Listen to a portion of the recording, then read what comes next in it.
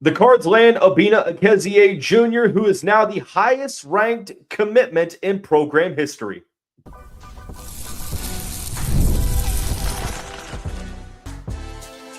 You are Locked On Louisville, your daily podcast on the Louisville Cardinals. Part of the Locked On Podcast Network, your team every day. Card Nation, what's going on, everyone? Welcome into this special live edition of the Locked On Louisville podcast. I'm your host, Dalton Pence. Today's episode is brought to you by FANDUEL. Right now, new customers can bet just $5 and get $150 in bonus bets if your first bet wins. Head to FANDUEL.com to get started. Well, Sunday was a huge day for the Louisville Cardinals as Pat Kelsey's program got a commitment from a top 5 prospect in the country. Obinna Ekezie Jr. is officially a Louisville Cardinal. He made his commitment public on Sunday afternoon. We're going to discuss who's going to start at the 4 now for Pat Kelsey's team next season. We will explain how Pat Kelsey probably couldn't have done a better job completely transforming this front court from last season to this season. But first, we're going to break down this commitment, why it's so significant. We'll take a look at the recruiting timeline. I'm going to mention some responses from other fan bases that's kind of frustrating me a little bit as well. But we'll start out here. As it currently stands, Obinna Ekezie Jr. is the highest rated commitment in program history. Barely taking that top spot over Samardo Samuels almost 20 years ago. Now, understand this. This rating is from the 2027 class. When the reclassification becomes quote-unquote official, he might drop down a couple points. He's going to drop down in the rankings a little bit. He's probably still going to be the number 1 center in the 2026 class. But look, I think that this is definitely justified to say you can't overstate how important it is for Pat Kelsey to land the highest rated commit in Cardinals program history. It's awesome. Now, of course, he is going to reclassify into the 2026 cycle, meaning that he will play for Pat Kelsey's team next season. Before we discuss his skill set, what he's going to bring to the program, let's take a look at the timeline because it was a pretty interesting recruitment. Just a couple weeks ago, we got word the same day that Ekezie Jr. was making an unofficial visit to campus. And at that point, I hadn't heard his name at all. Leading up to that, I don't think anyone had really mentioned his name other than, hey, this guy would be a player that would make sense for Louisville in the 2027 class. But it was long suggested that he was going to reclassify, and you hadn't really heard anything for Louisville. Well, you got news that day that he was taking the visit. And immediately after the visit, he goes to BYU for his official. Leaves BYU uncommitted, which was huge news. And he immediately sets a top 5 after that. BYU and Louisville were included alongside of Arkansas, UK, and Maryland. And it ultimately kind of felt like a 2-team race with Louisville and Arkansas. I mean, he played a year of middle school basketball here in the Ville, so he's familiar with the city. But Arkansas, they've got a starting spot. They've got a lot of money. John Calipari is perhaps the best recruiter of all time. Going to be a tall task. Well, the weekend rolls around, like Friday, meaning the weekend. You saw on Thursday, the Cardinals got the crystal ball projection to land Ekezie from Travis Branham. And as far as reliability goes, Branham is one of the best in the recruiting industry.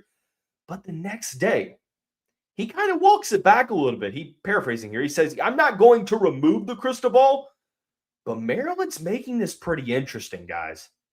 And I guess that makes sense because Ekezie's father, Obinna Ekezie Sr., played college ball at Maryland before going to the NBA, so there's some familiarity there from a program standpoint. But you don't really hear much more after that. Saturday, it seems like Louisville might have withstood Maryland's best punch. And then Sunday, the Cards were on commitment watch. And we got the commitment public at about 4:30 Eastern time. And this is like, I keep coming back to this point, talking with friends, is like, even with all that the Cardinals are doing in the portal, don't overlook how rare Pat Kelsey's high school recruiting has been compared to the rest of the coaches that have been at Louisville. Like, let's go back 20 years. Rick Pitino was never known for bringing in top talent. Chris Mack wasn't either. Kenny Payne wasn't. Can't really count David Padgett. But even though Louisville didn't get a 2026 recruit, you got Michael Brown Jr. in the 2025 class. And look, I know that didn't necessarily live up to expectations, but I'm not here to discuss that. Now, for 2027, Louisville gets involved super late in a recruitment in which a player is going to reclassify, and it's not just an ordinary recruit. This is a top 5 prospect in the 2027 class, arguably the number 1 center, and you jump in late into the recruitment and you win. That's just like going back to my time as a Louisville fan. 2004 was the beginning. I was like 6 years old. I just can't remember a recruitment where it was like Louisville jumped in late automatically for a top 5 to 10 guy and they won out on that recruitment. So, of course, he hasn't played a single minute of college basketball, but this is the offseason. We'll talk about whether or not he lives up to expectations on the court when the season rolls around. So, Ekezie Jr. as a prospect, 7 foot. I guess I probably should have had the recruiting profile pulled up. My apologies. 7 feet tall, 220 pounds, plays for Southeastern Prep, which is in Orlando, Florida. According to 24/7 Sports Composite, he's the 4th best prospect in the country, number 2 center. You'll get some of the early draft boards for the 2028 draft, and I still need clarification if he is a potential one and done or if he has to stay 2 seasons. I've seen different people say, well, no, he's a one and done. He turns 18, I think people are saying in May, and at that point he would be available to enter the 2027 NBA draft. Some say, no, he's a 2-year guy. I guess we'll get clarification on that coming up in the near future. But 7 feet tall, 220 pounds. Offensively, the potential's through the roof. I mean, watching some of his highlight tapes, he reminds me of Evan Mobley before he got to USC. Just a guy that moves really well for his size, 2-way player, can defend at an elite level. Like, that's something that you don't have to worry about going into next season. Like, the offensive skill set, that's a different conversation. I do think he's going to be able to contribute on that end of the floor, but defensively, right away, he's going to make an impact. Elite level rim protector, arguably the best rim protector in the class. And I think he's going to put that on display next season. And what a luxury to have. I mean, my goodness, Flory Badunga and Obinna Ekezie Jr. potentially on the floor at the same time. We'll discuss that at the end of the show. But offensively, most of his production is around the rim. He's a lob threat, a guy that has shown the ability to get the ball down low and, provide that jump hook over the right or left shoulder. In terms of range, like, the jump shot doesn't look bad. There's no mechanical issues with the jump shot, but I'm just hesitant to say that he's going to be able to stretch the floor immediately in 2026, 27. The potential is there, but I'm interested to see how he performs summer workouts heading into the fall. Something that I think would help him out and other players as well on this team, because you're replacing almost everyone. It would be super beneficial if the Cardinals could take an international trip, which every program can do now. If you saw the latest news, it would make a lot of sense because A, you get to have some live in-game reps, but B, with that, you get more off-season practices that are allowed and allocated. So that would be huge. Dan Furman mentioned on my radio show last week that it's in the cards. No pun intended. Gosh, that sounded lame, didn't it? It's a possibility, but nothing has been confirmed, and I'm sure that nothing would be confirmed until Louisville kind of fills out the rest of the roster because the coaching staff's worried about the roster at the moment. So let's take a look at a couple comments before we head into the next segment. Let's see. Card Nation is pumped up. Big time pickup. Kelsey is killing it. I watched a pretty good video on the Iowa guy from the Iowa perspective, said it was a good move for him, gave us props. Let's see. He's fluid, doesn't need, he's got so much upside. Louisville did one massive sell job. Flory testing him day in, day out will play a major role. And let's see. Go through a couple more comments here. And be sure to get any thoughts or questions in as well. Like I said, I like to have as many live shows as I can because it allows me to interact with all of Card Nation. Expectation should be Final Four next season. Look, expectation heading into year 3 regardless was you had to build a contender. That is a perfect segue into me responding to some of the responses, the cliche but not unexpected responses from some various fan bases, kind of calling Louisville out for what they're doing in the portal window. So we will discuss those and also talk about how Pat Kelsey could not have done a better job transforming the front court. Don't go anywhere. You're tuned into Locked On Louisville, covering your team every day.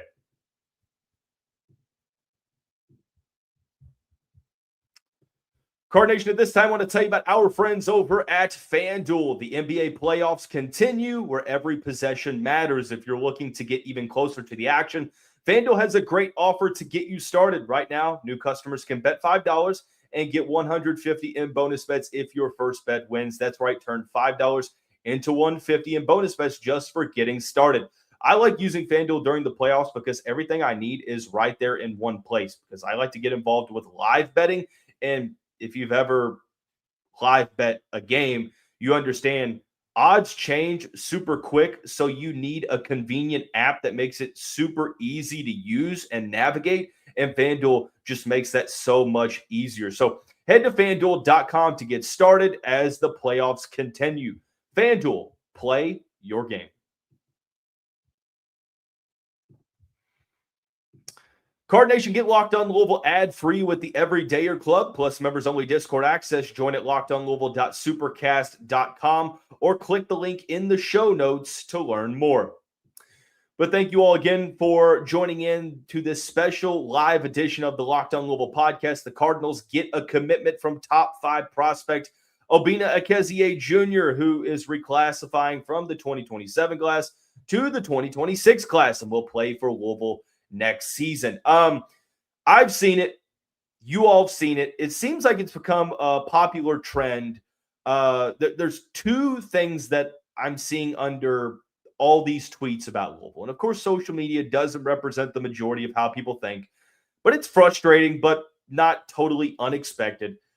Let me know if you've heard this before. Well, Louisville's spending a lot of money. They better win. I have 2 problems with that. Number one, why is this like becoming a thing where it's talking like, well, only one program is spending money? At this point in this new era of NIL and transfer portal, you have to spend money because it sure beats the alternative. Like at this point, to be a contender every single season, you have to effectively and efficiently improve the financials for your program to where you have enough money in your NIL war chest to be able to build up the roster. Because with the way that inflation is working, prices are more and more expensive every single offseason. So every program is spending money. You think Duke isn't spending money on that roster they've got? Or Michigan? Or Arizona, or Houston, or UConn, or insert top 10 team here? Why is this so random now that Louisville's doing it? The second thing, well, they've got to spend money, or they're spending money, you better win. Isn't isn't that a given though? Like that applies to everyone. Like if you're spending money, if you're not spending money, you still have to win. Like at the end of the day, yes, that is the only thing that matters are the wins and losses. And I thought that Nick Coffey brought up a great point on Sunday. And I don't have the tweet up in front of me. I'm paraphrasing here, but basically the wins and losses are represented during a 4-month stretch. We're not in that 4-month stretch at the moment. There is a portion of Pat Kelsey's job to where fundraising and recruiting are huge aspects. And he's doing both at a very high level. So one thing that's the most underrated aspect of college sports is alignment. Alignment with your coaching staff and donors in the athletic department, your AD's office and the coaching staff, having that alignment, being, walking next to each other step by step, understanding the plan. Like you might miss on a couple prospects, but at the end of the day, you have a plan, it's calculated, and you execute on that plan. You can't ask for anything more. So it's like, oh, well, you better win. That's kind of a given. Like rewind to this show about a month ago, the week before the transfer portal, we had a whole week's worth of kind of recapping last season and also talking about what needs to happen this season. And the take was that even though you won a tournament game, around a 32 finish, that's not the standard of Louisville basketball. In year 3, you've got to build a contender. That was my expectation. I mentioned it before the first commitment happened for Louisville. You got to build a contender. And the same expectation remains now that we have 9 players on the team. You have to build a contender. So, yeah, like, oh, you better win. Well, what are you supposed to do? Well, you're spending all this money, you better win. What beats the alternative of missing on your top guys and not winning, right? I mean, at the end of the day, sure, the only thing that matters are the wins and the losses.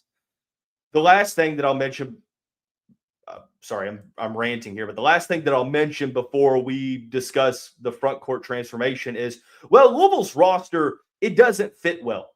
And I got to be honest with you, like everyone's entitled to their own opinion. I just could not disagree with that more. I couldn't disagree with it more. Like, are there some holes still on this team? Yeah, I mean, sure. You could say that the team needs this type of player. Like, do they need a 3-point specialist? Do they need a number 1 scorer? You could argue, right? But the way that this roster is being constructed, I think there's a ton of cohesiveness. Like last year, what did you lack? Defense, physicality, athleticism, size in the front court. What did you add? All 4 of those. You have a backcourt that makes sense. Jackson Shellstat, really solid player from the Big Ten. Adrian Woolley, you saw glimpses this past season of the potential there. Deshane Montgomery, really good defender at Dayton that averaged almost 15 a game. Carter Knox, really good 3-and-D athletic wing. Alvaro Folgueras, stretch forward that works tremendously well next to either Flory Badunga or Obinna Ekezie Jr. And then you have a 7'5" center coming off your bench. Like I don't see where this roster doesn't fit. You might be able to say, well, no great 3-point shooters. I mean, the numbers don't necessarily back that up. I don't think you have a true like elite 3-point specialist like you would when you had Rain Smith, but it's still a very good 3-point shooting lineup. Anyways, I don't think Pat Kelsey could have done a better job at transforming this front court, realistically. Because last year, no disrespect at all to Sananda Frew, Vangela Zugris, or Ali Khalifa. But you watch the front court, and it never felt like Louisville had the upper hand around the basket on either end of the floor. Sananda Frew had some really good games, but he also had some games where, well, kind of disappeared. You had Ali Khalifa, who was a really good 3-point shooter, really good passer, but didn't have an impact close to the basket.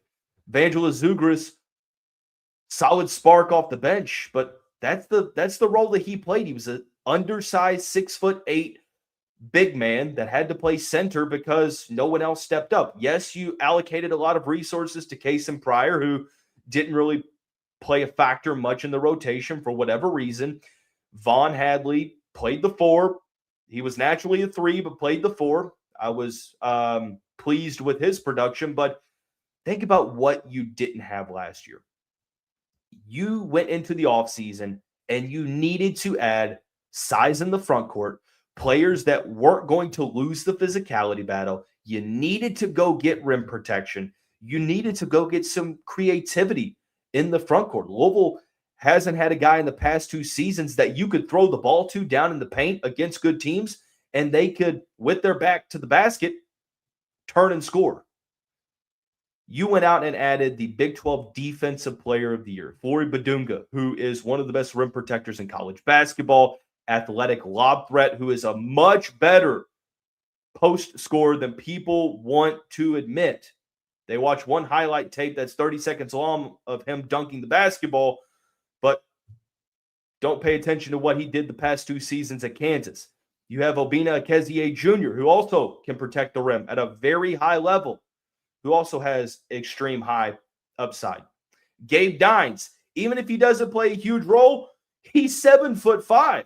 Throw him the basketball on a lob down low, just having him on the floor is going to make an impact. And then at the 4, Alvaro Folgueras fits exactly what you need when you have Flory and when you have Obinna on the floor. A guy that can stretch the floor, and he's not like an Ali Khalifa level passer, but of all the players that were taller than 6'9" in college basketball this season, he was 6th in assist ratio. So he's definitely sort of a point forward, if you will, at the top of the key, and he can create for his teammates. So like I look at where things are now on May 3rd compared to where things were on April 3rd. I'm like, my gosh, could Pat Kelsey have realistically done a better job of improving and transforming this front court?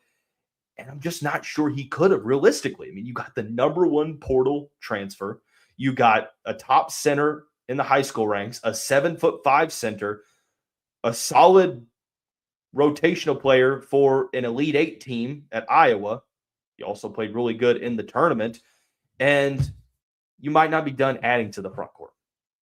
So I'm super pleased with how Pat Kelsey has adjusted and adapted to understanding like, hey, this didn't work the past 2 years. Here's how we fix it. The willingness to do it, that's awesome. You see the execution of the plan put in place. That's even more awesome. So one thing that I've seen on social media, I've seen some people put out there, some people have asked me, is like, is Obinna Ekezie Jr. going to start next season? I don't think so, at least not to start the year. And I'll explain my line of thinking. Don't go anywhere. You're tuned into Locked On Louisville, covering your team every day.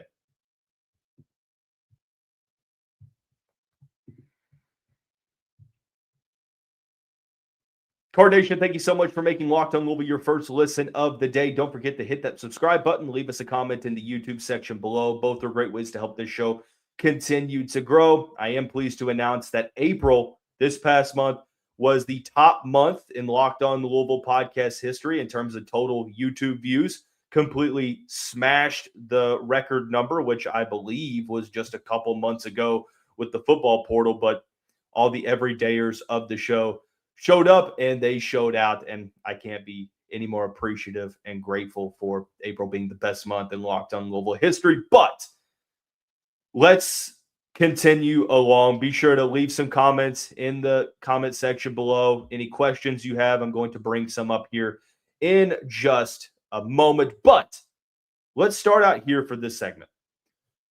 Who starts at the 4 and the 5? Or let's say the 3, the 4, and the 5. I think your starting 3, 4, and 5 are as follows in order: Carter Knox, Alvaro Folgueras, Flory Badunga.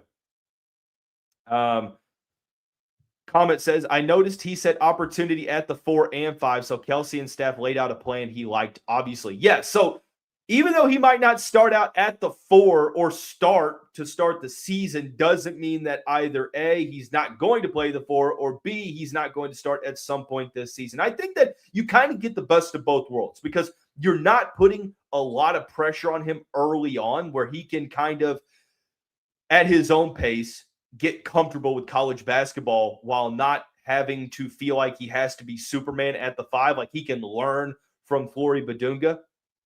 He can either be the backup to Badunga,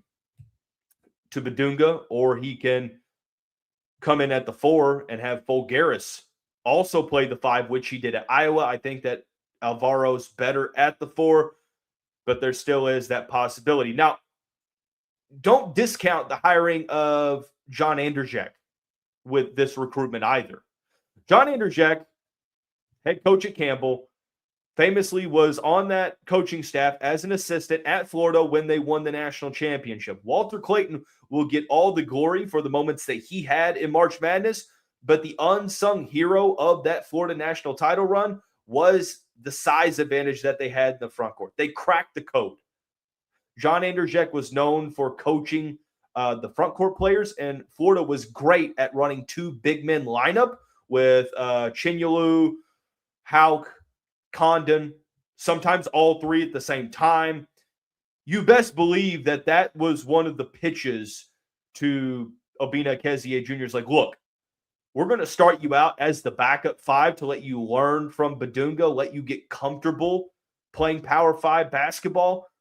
But when you're ready, we'll either A, start you at the 4 with Badunga on the floor, or you can replace Fulgaris off the bench, because I think right now it's a situational moment, right?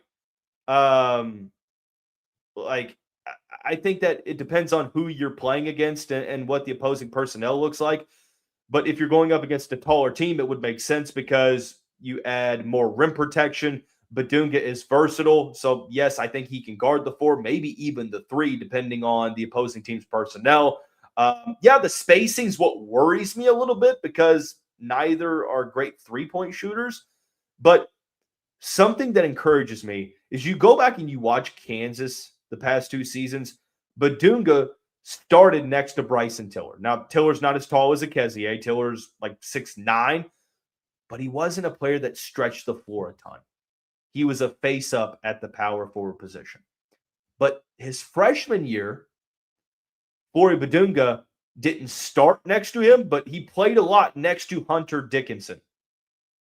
Hunter could stretch the floor, but mainly operated out of the paint, and Badunga was able to feed off of, that energy, and he was able to be effective. And I think it can work. Like, I think it obviously just depends on how can you make it work, but there's completely a plan in place, because how else would you win out in this recruitment when you're going up against teams with a lot of money who are offering starting spots, unless you have a really good plan? It's like, hey, look, you're not going to start right away. I think that that's actually going to be a benefit for you because you're not having to be the guy right away, but you're going to play a lot. You're going to play behind Badunga. You're going to play alongside Badunga. You'll probably play with Fulgaris, potentially on the court with Gabe Dines at some points. Just depends on if they add anyone else, right? So let's see some comments. They can play Flory at the 4. I think that that's possible. At that point, you need some guys that can stretch the floor. I think that Carter Knox, that's why he's the perfect small forward, because he can stretch the floor. I think Deshane Montgomery can also play the 3 at times. Let's see. So many options up front now, a total 180. Yeah, complete 180. Dalton, how do you think London Johnson is going to play for us this season in terms of his role? I think at the moment he's the backup point guard. And unless Louisville adds a backup 1, he's probably going to stay the backup point guard, maybe splitting reps with Adrian Woolley. Let's see. This is a 180 down low, 100%. 244 watching, only 5 likes. Smash that like button. Appreciate that. Charlie Trucker says, reminds me of Anawaku and Harrell. Yeah. The thing with, actually, I mean, that did they play together? I don't think they played together, did they? Yeah, they did. They did. Onuaku's second season was, is that right? Yeah, Onuaku's his freshman season was the 2014-15 season, wasn't it? If I'm remembering that right. Um, Actually, I have to find that out now. I'm completely misremembering whether or not he played with Harold. Yeah, okay. So his first season, he started 26 games. Wow, how did I forget that? Feels like an eternity ago. Let's see. What is he going to do with all that talent? Is he going to let his assistant coaches help develop his team to help play with each other? I think you have to. I think that that's one thing and one reason why you saw Pat Kelsey change a lot of his bench is that he needed to go get some more Power 5 experience. You're seeing with some of these hires the intentionality of wanting to improve the defense. Like Sean Dixon works with the backcourt, John Anderjek with the front court. You've got Ronnie Hamilton on staff as well and a couple of other coaches on staff. Peyton Siva likely will help with defense. So 100%. All right. Any comments, guys? Any questions or anything like that? Would like to see us add another true ball handler in case of injury or foul trouble. Yeah, I 100% agree. I think that you need to add another backcourt piece in general, maybe a three-point shooter, like a three-point specialist. Trucker says Dixon is a wing coach. I think he coached the backcourt at Clemson as well, if I'm not mistaken, and Furman, I think. Who do you think will be our leading scorer next year? I think it's going to be Jackson Shelstad. I think that Shelstad is going to have that Ryan Conwell, Chucky Hepburn type freedom to operate in the half court, and he's going to, I think, definitely benefit of having Flory Badunga, Carter Knox, Adrian Woolley, and company. So at this point, I guess we'll end the conversation here. The Cardinals currently have 9 players for next season. Adrian Woolley, London Johnson, Jackson Shelstad, Deshane Montgomery, Alvaro Folgueras, Carter Knox, Flory Badunga, Obinna Ekezie Jr., and Gabe Dines. That's 9 players. I think you're probably looking at 1 to 2 more legit role player type guys. Someone asks, what about the Georgia Tech kid? I believe that person is talking about Akai Fleming, who apparently Louisville was included in a report. Louisville reached out, 6'4" guard, played 30 games for Georgia Tech, about 26 minutes a game. Could be a solid backup guard option. We're going to talk about him on tomorrow's show when we have more time to break down his game and whether or not he would be a good fit. Just Dan says we just need 2 more. I agree. I think that that's probably the right number. You're looking at 1 to 2 more players. Now, what positions do those players play? I would have to think that one is going to be a guard, probably a backup 2. I also wouldn't mind like a 3-4 hybrid, a player that can play on the wing. Or if you get a 2 that can play the wing, then I would like a backup 4. Because even though they're probably going to try Ekezie at the 4 at times, potentially Flory at the 4 at times, you could probably get away with playing Carter Knox at the 4 at times. I would like to see some more shooting in the front court. At this point, I'm not sure who that would even be. Some people have said go after Milan Momcilovic. I doubt it. I mean, could it be a situation where Louisville's interested? Sure. Do they have the money to go get him? I have no clue. If you go get a guy like Milan, you're building the Monstars. And, I mean, that would be an incredible roster. But, yeah, a player that can shoot the ball well. I will leave you with this. The player that I personally would target would be Abdi Bashir from Kansas State. Elite level shooter on extremely high volume from behind the arc. We talked about him on the most previous show on Friday. Abdi Bashir, 6'7", can play the 2 or the 3, 3-point specialist, and there's some creation upside. Go watch some highlights from this guy.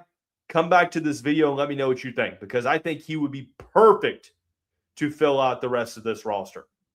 So thank you all so much for tuning in. Please hit that subscribe button. Leave us a comment in the YouTube section below.